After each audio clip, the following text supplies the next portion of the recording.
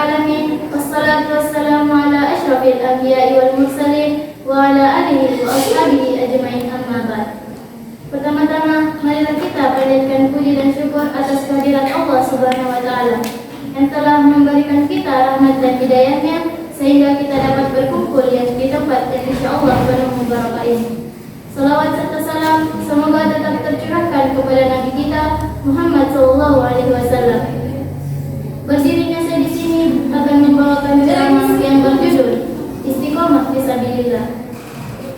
Allah berfirman pada surah Al-Ahqaf ayat 13 yang berbunyi, A'udzu billahi minasyaitonir rajim. Innal ladzina qalu rabbunallahu tsumma istaqamu fala khaufun 'alaihim wa la hum yahzanun. Yang artinya, sesungguhnya orang-orang yang berkata Tuhan kami adalah Allah, kemudian mereka tetap istiqomah, tidak ada rasa khawatir pada mereka dan mereka tidak pula bersedih hati. Jemaah yang diberkati Allah Subhanahu wa taala, alangkah ruginya kita yang diberikan sesuatu yang sangat berharga namun kita menyia-nyiakan waktu yang diberikan. Maka baiknya kita memanfaatkan waktu yang tersebut dengan selalu beribadah, beramal dan melakukan segala perintahnya dan menjauhi larangannya.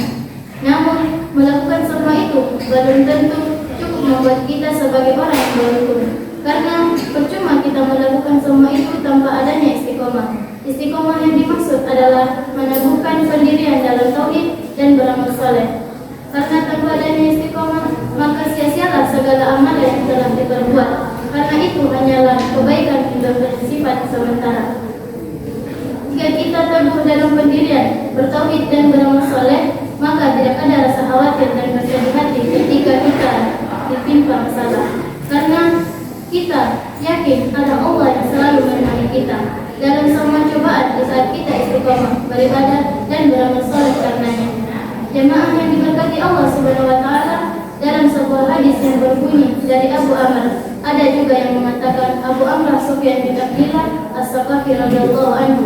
Ia berkata, saya berkata, wahai Rasulullah sallallahu alaihi wasallam, katakanlah kepada saya dalam Islam sebuah perkataan yang tidak saya tanyakan kepada seorang pun